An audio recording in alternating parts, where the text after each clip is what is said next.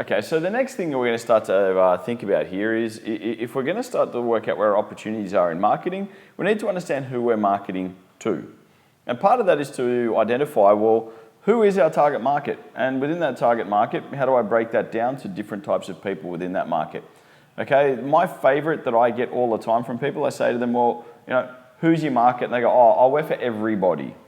That's the everybody routine. Well, sadly, while everyone might be able to purchase your product, you're not actually trying to aim your marketing efforts at the entire universe. So let's start breaking that down into some actual practical people that we can go after, look at, find out what those people's needs are, and actually start to break it down so we can start to meet those needs. Okay, otherwise it's going to be really hard to work out where we're supposed to advertise. Okay, it's too broad, we can't hit it. And by the way, not everybody is interested in your product. I know, amazing. All right, so what we need to do is we need to start breaking it down to a target market and our segment. And what we're talking about there is if we want to look at it as sort of two broad markets, okay, the first one that we look at, on this side we start to look at the business. On the other side we've got personal. Okay, so we've got the personal and business or an industrial and consumer, whichever way you want to talk about it. But if we're talking about the business or the industrial market, we're looking at going business to business. So my business, as a business, selling to another business or selling, that's who I have in mind. I'm not really aiming at the general public. On the other hand, we have the personal market, which is the consumer market. And that's sort of, what we normally see is the retail market. Okay, or, you're setting up a shop that sells to people. Okay, that's very retail oriented. Okay, so we start to break it down and say, well, okay, if we can start to define who we're interested in, we can start to look at them a little bit better. When we're looking at these, in that we might break it down further and say it's not just industrial, we're looking at automotive. Okay, the car industry. Okay, now we're starting to get to, we design products and services for the car industry. Or it could be into, retail. Okay, we might also think about real estate, so, houses. Building houses, buildings, whatever it happens to be. It could be hotels. Could be all sorts of different businesses that we start to get into. All right, are we, building properties? Are we, to sell to other businesses? Are we building retail outlets? What is it that we do? Are we providing services to people who are doing these things? All right, that's what we're trying to work out. Where are we going to be within that market? All right, so it's quite broad. There's lots of different categories we can get into. Same on the other side, we can do the same thing, Are we selling cars to people? Are we selling, retail store? Are we selling, products to people? Are we selling houses to people? Are we selling hotel accommodation to people? What are we doing in this sort of personal selling retail sector? All right. From that, we start to break it down into a few other different bits and pieces. We need to know, geographic segmentation. Okay, so geography, on a map, where? Where is this place that we're going to be doing that? We start to talk about demographic segmentation. Okay, if we know where we're selling, well, what sort of people are we selling to? Who are they? Women, men, children? All those sort of details, who we go after. What's the age group? All right, we start to look at psychographic. We need to know, okay, if we're looking at the retail industry, what sort of people are we going? Habits, behaviours, okay, what are their beliefs? What drives them? Okay, and then we start to look at operational variables, which starts to look at things like, usage patterns. What happens to demand? Do they always want this product? Is it seasonal? How does it operate? What sort of way is that going to go forward? Okay, so there's a lot of things that we need to start to think about before we even begin. Okay, what game are we in? Are we in the business to business or are we in the business to people? Or is our business complicated and somehow we're occupying both spaces? But regardless of which space we operate, each one that we operate within is going to require its own unique approach for us to develop and grow that business. All right, so what we start to look at is we'll take these in turn, we'll break it down and we'll start to look at, what's the geographic? Okay, so we'll kick off with geographic. And when we're talking about geographic, we're talking about, what's the region you're in? Okay, so how do I divide this into some sort of workable territory? Is it the Asia Pacific region? Are we looking at, a particular, the UK? Give us a big slice of map. Then we can start to break it down into segments. Okay, are we in New South Wales, that region? Are we in the Sydney region? How big is our slice of pie? Okay, once we understand, what is the region? Well, what's the city size? In the place we're operating out of, well, how big is that city? How many people are there? How many businesses are there? How many streets has it got? We need to know more about it so we can work out how we're going to sell within that space. We almost need to also think about the difference between an urban area, okay, and a rural area. 1,000 people living in an urban area might be 2 streets. 1,000 people living in a rural area might be a 3-day drive across the place, okay? So we start to look at dispersal. Okay, in a rural area, people are spread right out. In an urban area, they're all close together. Okay, we need to understand the differences in those sort of things. And we also need to understand, well, what's the climate like? Okay, quite literally, even as simple as, well, what's the weather? Or what's happening? Or what's going on? Let's talk about the situation itself. Okay, so what are the factors in there that's going to deal with that geography? Okay, is it a naturally cold place? Is it always cold? All right, what's happening? All right, so if we start to do that, that gives us a good idea about, on a map, where are they? Okay, and that's what we're really trying to understand from the geographics. Okay, what's the region they're in? What's the city size I'm dealing with? Are they mainly urban or are they rural, rural-based market?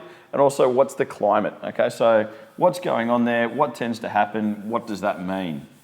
Okay, because if it's always a sunny space, you can guarantee they're all going to hang around at the beach. But if it's always sunny, it's going to be a harder deal to sell hot coffee.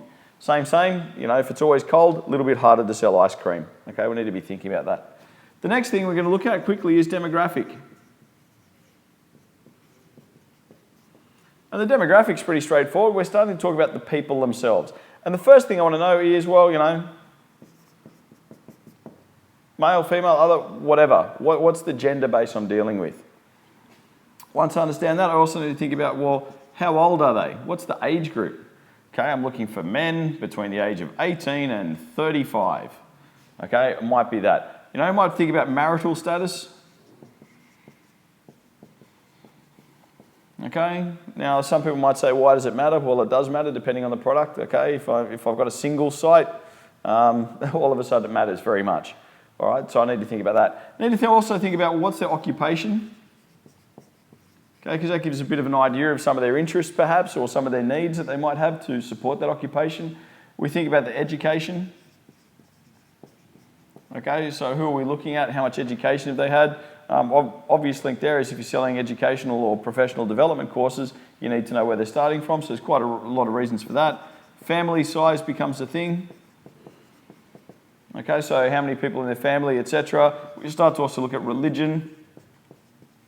Okay, it does come in quite a fair bit into the marketing and think about, well, what does that change as far as their values and beliefs? We also need to think possibly about the ethnic or racial background. That can have quite a lot of impacts even just on language, okay? If we have a large ethnic population in a certain area, perhaps we need to tailor some of the marketing material or some of our messages in a foreign language, whatever it happens to be, okay? We've got to be thinking about that. And then we also need to know about what's their income like, okay?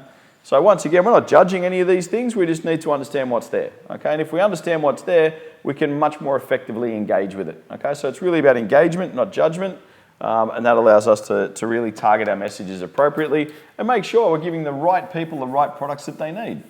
Okay, so that one's pretty straightforward. So we'll kick it along just that little bit further. And what we start to think about now is going into the psychographic information.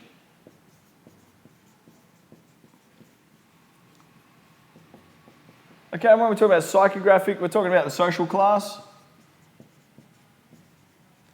Okay, so what broad group do they belong to? We start to get into their personality type. Okay, and we start to think about lifestyle.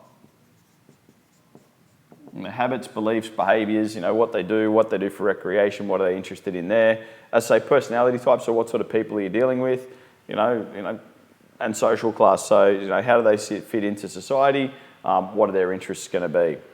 Okay, so that gives a little bit more. So obviously we looked at geographic, demographic, psychographic, and then once we've understood where those factors are, we start to look at the last one, which is our operational variables. Okay, and when we're talking about operational variables, okay, we're starting to look then at the usage rate. So how often do they use the goods or service, and how many do they use?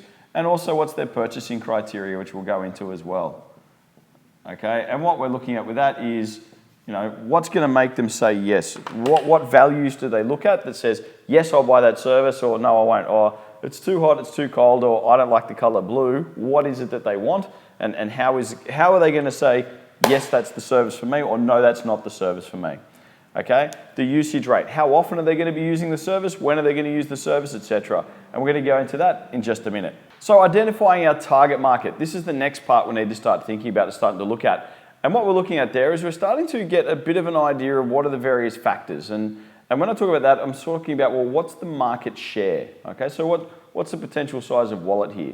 We start to think about, well, what's the market trend or development? So where's the market going? What's happening in that market? What's coming up? And how do we get ahead of that? Okay, we start to think about new and emerging markets. So what's just starting to show signs, or what do we think is about to come out?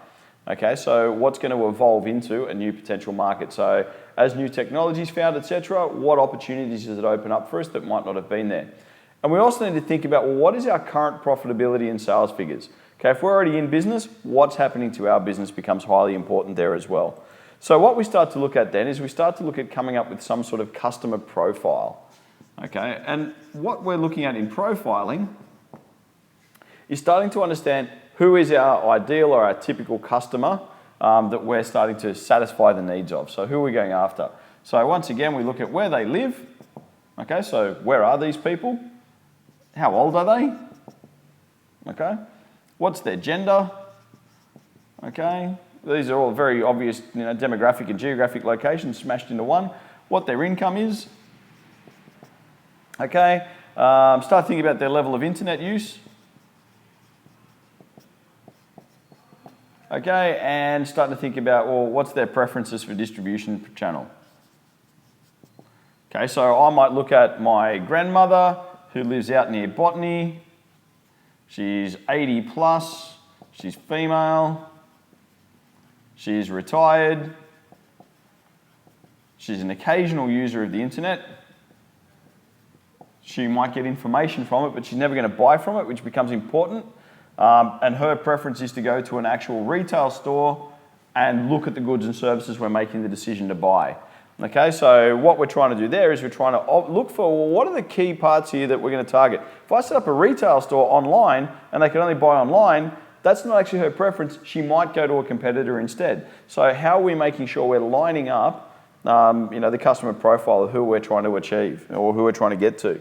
Right, so really important to get that factor, and it doesn't have to be really massively detailed. It's just starting to give us a bit of an idea about who they are, what the typical person is, and how we can then meet best what's going on.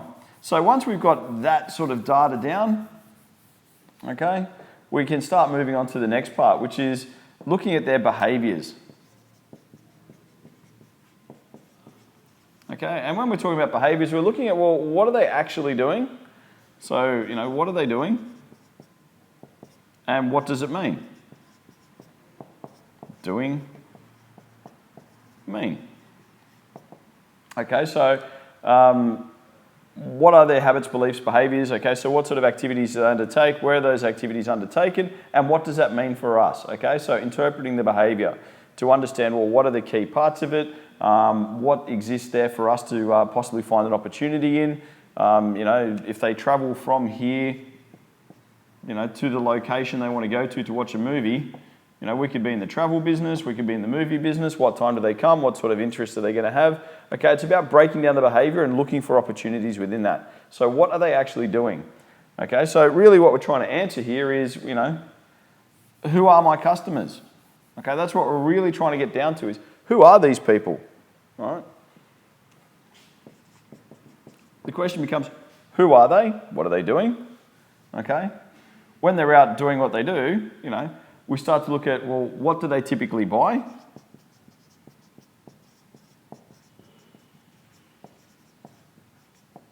Okay, so, what do they buy? Okay, if I have a petrol station, do people just come and buy petrol? Or do they want to come in and buy soft drinks and chips and whatever else happens to be as well?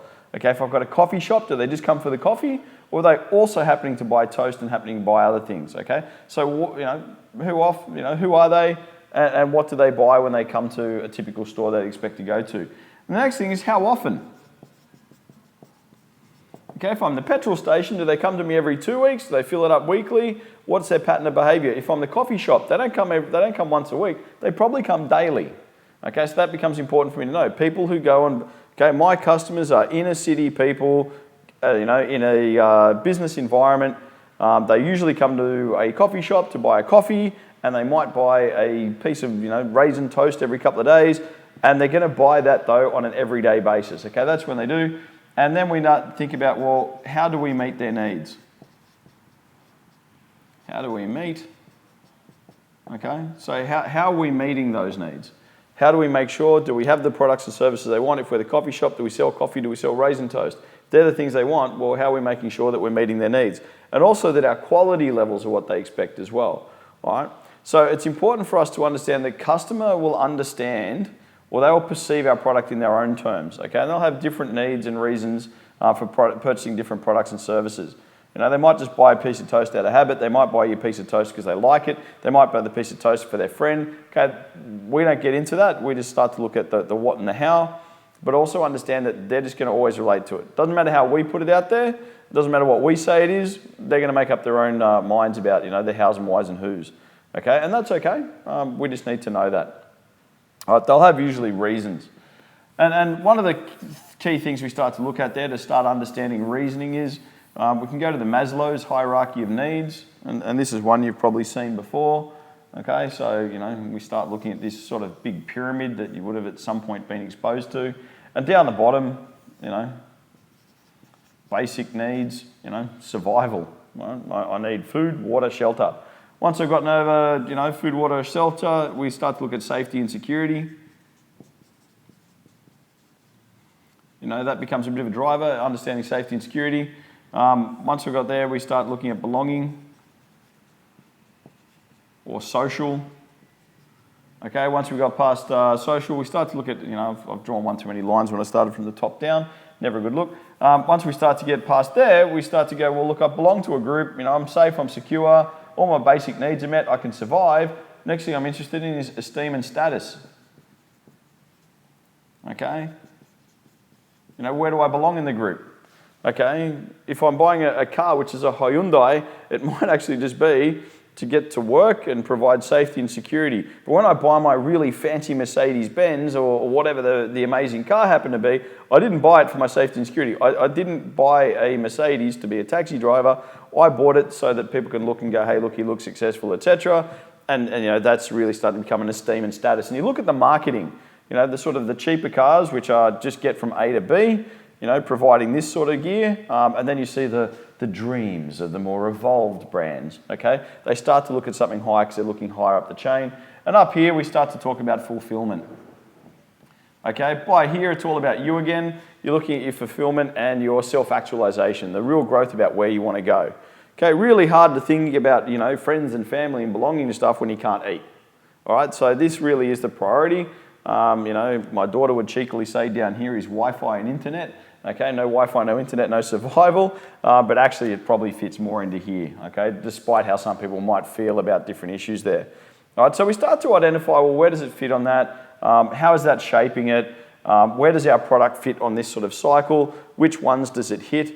Okay, various products might aim at different areas, and there might be a difference between the person purchasing it and the person it's being purchased for. Okay, but understanding where we fit in there starts to talk about how they're relating to our goods and services. Regardless, as I say, of how we're putting it out there, they're going to see it very firmly through that prism. Okay, and things come with a bit of an emotional attachment, and that's often where that's coming out of. So it was a very quick Maslow's. All right, so really then what we're looking at is to understand their motives. Okay, so what are their motives? Okay, in other words, what do they say they want, and why do they say they want it? Okay, we need to understand, what is it they're telling us? We need to start thinking about, well, how do they see the new product or service doing something the old product or service didn't? In other words, well, why would they be interested in shifting? Okay, so we need to get behind them and find out, well, what's going on. So what do they see? If I brought out a new product, why do they think the new product is better than the old product? How do they see it working better for them? All right, if I'm going to launch or release a new product or service, what specific function or what specific thing does it need to have that can perform for them, they're going to be interested in buying into. And also we need to think about, well, how soon do they need a new product or service? Some companies seem to think we need a new one every 12 months and they release the new one, which doesn't work with the old one, which can be very painful. Or is it something that, further down the track they begin to need? Okay, so when are they going to need the next line of product? And also need to think about, well, what sort of budgets have been allocated, right? So what budgets or what money is available to make sure that that can happen for us. Okay, so that's going to give us a bit more on the buying motives. All right. If we start to get all those things together, we've understood why they're buying what they've done, we've understood who they are, now we're starting to get a really good idea about what they're doing and why they're doing it. And if we've got those motives covered, we know what they want to get, we know what they're saying they want, we know why they want to purchase it, we know what specific functions it needs to have, we need to know what the deal has to be to get them moved from the old one to the new one, and also need to think about how much cash is available to make all that happen. If we can get all that together, we'll have a pretty good idea about targeting the segment and understanding for the next parts about how we can maximize the opportunity out of that segment and make sure we're marketing the right people, the right products that are going to satisfy their needs and basically do our job as really good marketers. Okay, so that's that bit about segmentation. Hopefully that's all clearly understood. Good luck out there.